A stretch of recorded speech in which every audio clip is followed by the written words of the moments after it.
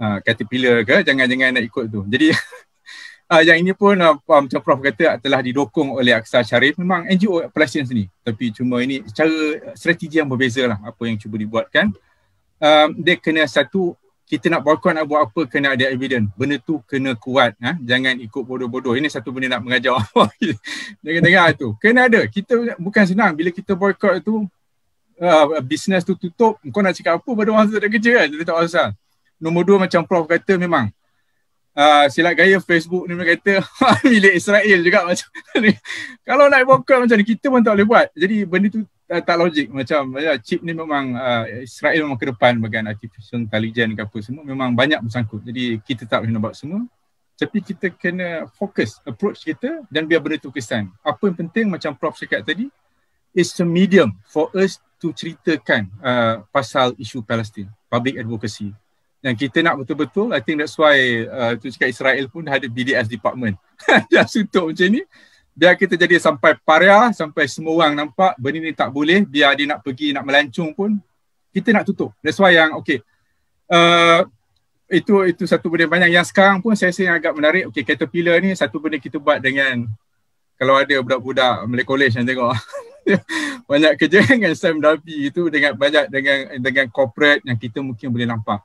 It's a symbol of civil right, kita disobedient pasal benda betul. You have to ask your conscience, Macam ada semalam saya dengar satu Jew, dia kata of course dia tertindas, Dr. Gabe Matty, tapi dia memang Holocaust survivor. Orang yang benci daripada kecil dia jadi Jew. Dia tak boleh bila ada negara Israel dia suka sangat. Sebab dia dah kena tindas daripada kecil. Tapi bila dia kata dia sampai dekat Gaza, macam dia tengok dia nampak betul-betul apa terjadi, macam dia nak duduk dekat rumah dia, dekat settlement ke apa, bila tengok at the expense of rakyat Gaza yang terseksa. Dia menangis 2 minggu tak berhenti. Dan sampai situ dia terpaksa keluar balik, dia terpaksa bercakap. This is talking about our conscience. How can we do that?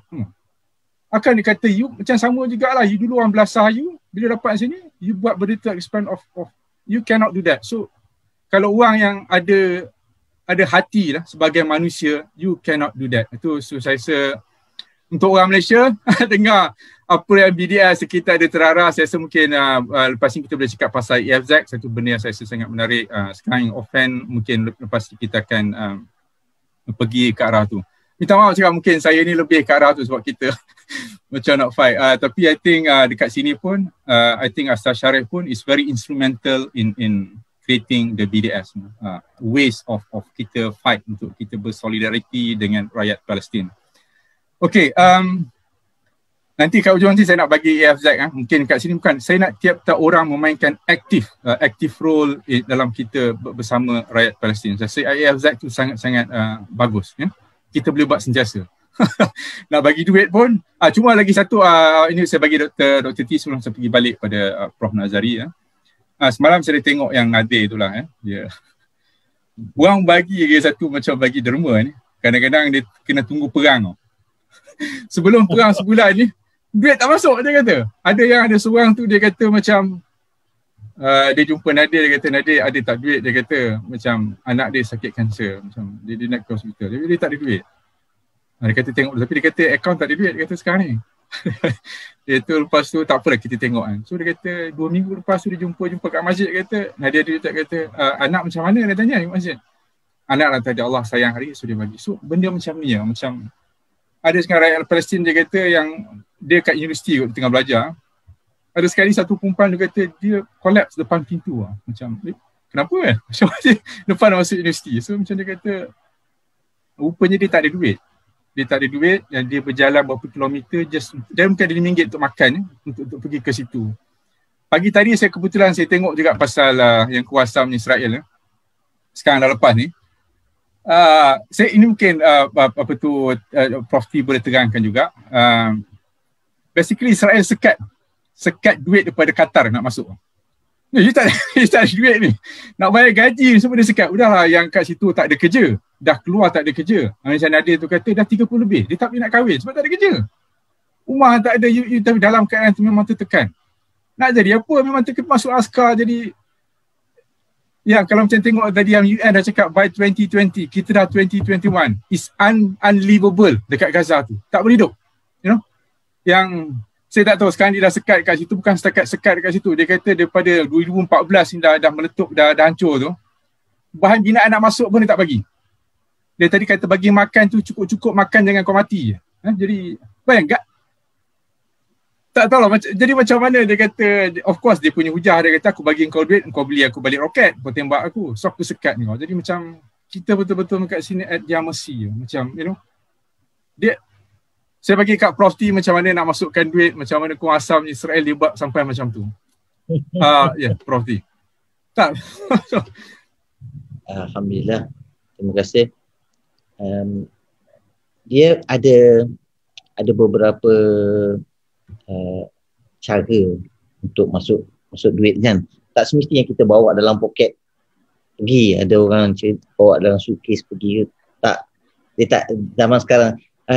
Ini yang bagusnya dengan keadaan teknologi baru, sistem internet banking yang baru ni.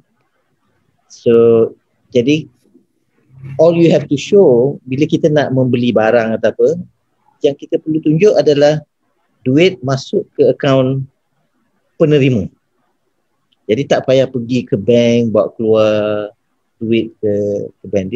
Dan duit sekarang kan masuk it's just numbers kan, numbers yang transfer. Ini area Prof Nazari ni kan. It's just numbers from one bank to, jadi itulah sistem yang kita pakailah. Artinya kita tidak perlu dia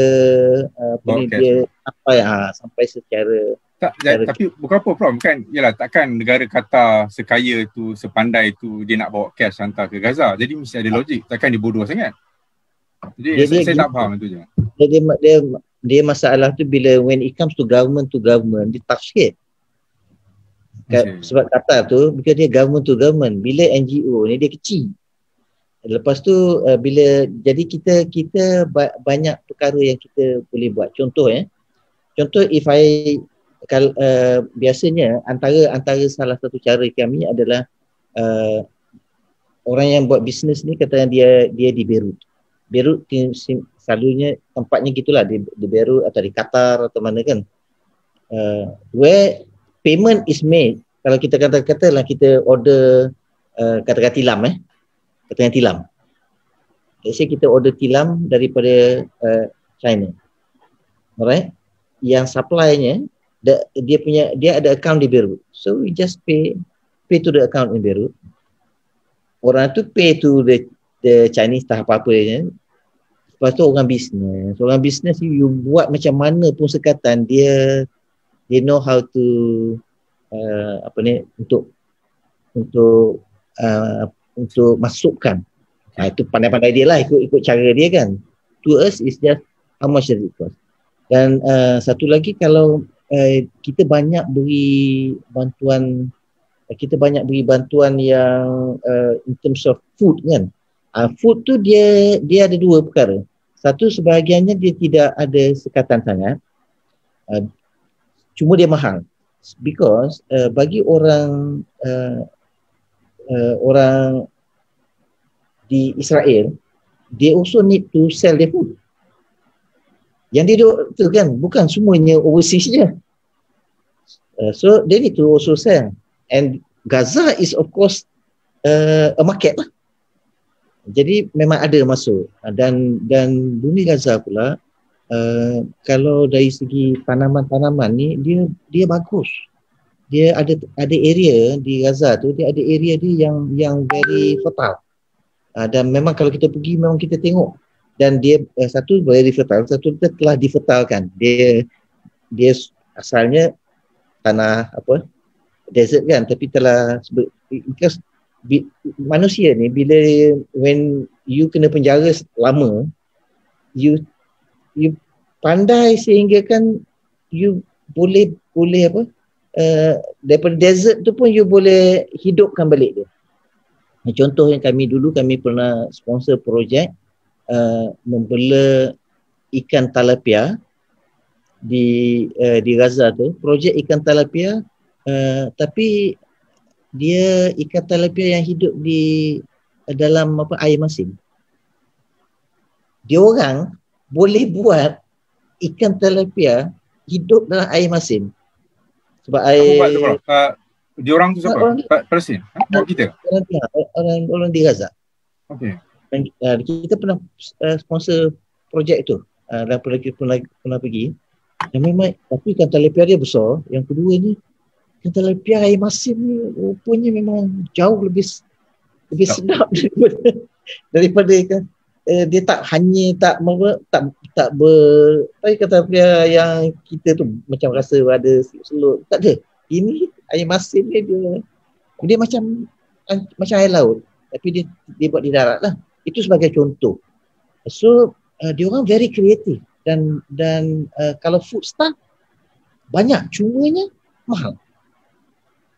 Ada tapi mahal lah. Supply dari mana? Supply daripada apa yang dia grow dan juga apa yang Israel grow. Israel growers bawa masuk. Food dia bawa masuk. Yang dia tak bawa masuk apa? Barang untuk buat bangunan. Sebab orang Palestin ni dia punya pandai. You bagi apa pun barang dia boleh tukar jadi weapon. You bagi apa pun dia boleh tukar jadi weapon. Tapi in terms of food tak ada masalah. Jadi masalah dia orang in terms of clothing, in terms of nak buat tu lah, nak buat bangunan, nak buat apa tu. But they are now mereka sekarang dah jadi, yelah kerana keadaan, semua benda dia boleh tukarkan dan dia boleh jadikan bahan binaan yang bagus. Itu yang mereka. Dan dia orang pula kalau nak buat bangunan, kalau setakat nak buat bata daripada tanah ni, tanah, tanah, desert kan, desert. So, bagi kita it's just a matter of transferring the numbers. Cumanya, dia ada limit to how much per day, berapa banyak, berapa ribu satu hari yang kita boleh transfer. Jadi kita semuanya pakai transfer saja. Dan sama juga kalau dalam pun kat sana dan kerana kita beli everything in bulk. Jadi kita macam perang baru ni dan selama ni pun kita ada beberapa warehouse yang besar yang sekali kita pack makanan satu hari boleh pack 1,000 to 5,000 food packs kerana everything in volume sebab kita dah buat benda ni lama. Jadi kita dah ada warehouse yang dan sebab benda ni kita tak tunggu perang je. Tak perang pun dia tetap saja berjalan macam saudara Bun katalah tadi.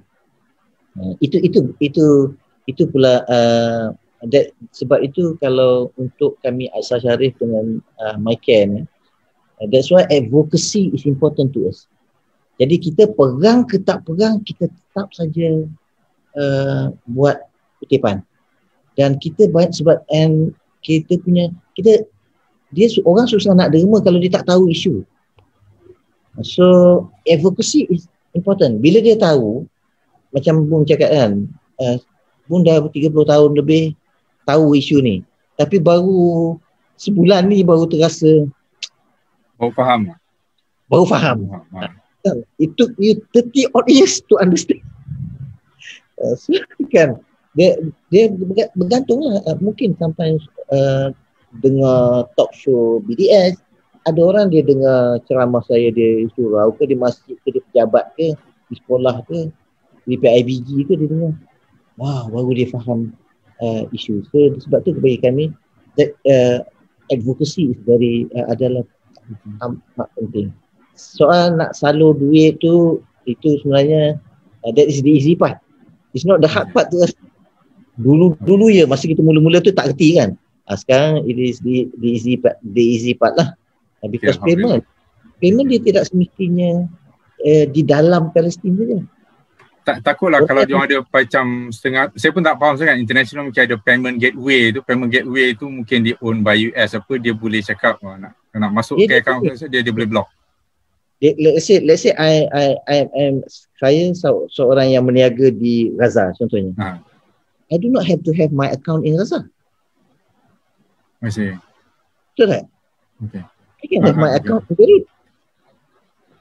So Okay. kita punya transaction is in Beirut. I see. Contohnya. Okay. Atau jangan disclose sangat ni, rahsia ni. Nanti terlepas gaji pula kan. Itu yang hampir tanya siapa suruh. Tak ada, bukan sebab pagi tadi saya tengok Qatar nak bagi dia berapa 3 juta pun untuk bagi gaji sebab dia kata rakyat Gaza tak dapat duit macam tu. Dia block benda tu. Jadi that's the problem because dia kena duit tu kena masuk dalam Gaza and it has to come out as cash. Dia kena masuk dalam Gaza. Duit tu kena masuk ke Gaza and it has to come out as cash in Gaza untuk bayar. Dia tak boleh macam cakap transfer ke bank dan dia bagi daripada Gaza. Tu macam mana? Itu hanya ada akaun di Gaza je. Kata tak nak bagi orang tahu. Tak, sebab terkejut kita tengok tu macam tak percaya kerajaan besar tu macam ada masalah lagi nak bayar gaji pada orang Gaza. Dia boleh buat. In fact yang macam satu yang ditambah kat situ bukan setakat gaji dia buat, binaan dia tak pergi masuk. Dia ini bukan hilang apa-apa cakap. Dia buat systematically. Kilang dia bom. Kadang dia punya raw material tak pergi masuk. Jadi kilang tu dia orang tak ada kerja. Dia boleh buat tu. Dia memang systematically bagi you keluar daripada Gaza dan makin lama dia nak you willingly lah give up your land dan benda tu akan semua. Dia kata aku tak nak menjajah saja. Tapi dia sebenarnya gini pun. Untuk Israel having Gaza dalam Israel tu adalah also politically important to the political parties. Because dia boleh. Netanyahu could have just bombed outright and finish Gaza from the earth. It only takes one of his nuclear weapon. And he's got dia bukan ada 80, he's got more than 100. We only take one. Okay, thanks Prof. I think itu betul. Saya rasa untuk orang betul faham. Memang bukan setakat Gaza je. Gaza tu orang cakap petik jari dia boleh hancur terus. Negara Arab pun kalau dia nak hentam dia boleh buat. Tapi that's not the existence of Gaza is important for them. Politically pun. True. Dari politik. And okay, nanti kita bahawa dia tak tidak membunuh semua orang Palestin. Betul. Cuma yang ada orang Palestin. Nanti kita bincangkan pasal dengan that one Prime Minister yang baru lah, Naftali Bennett tu. Dulu mungkin saya dengar ada Mehdi punya show macam dia kata kalau dulu mungkin kalau dia bergaduh pun semua dia kata tengok Netanyahu dia nak discuss, dia nak berbaik, ada peace process, dia boleh berselindung di sebalik peace process untuk dia menjarah lagi. Tapi macam Bennett ni ada beradik Trump juga lah. Dia terus cakap je, dia kata dia macam dah giving, dia kata Democrat no reason not to punish Israel lah. Kalau macam ni punya cara lah.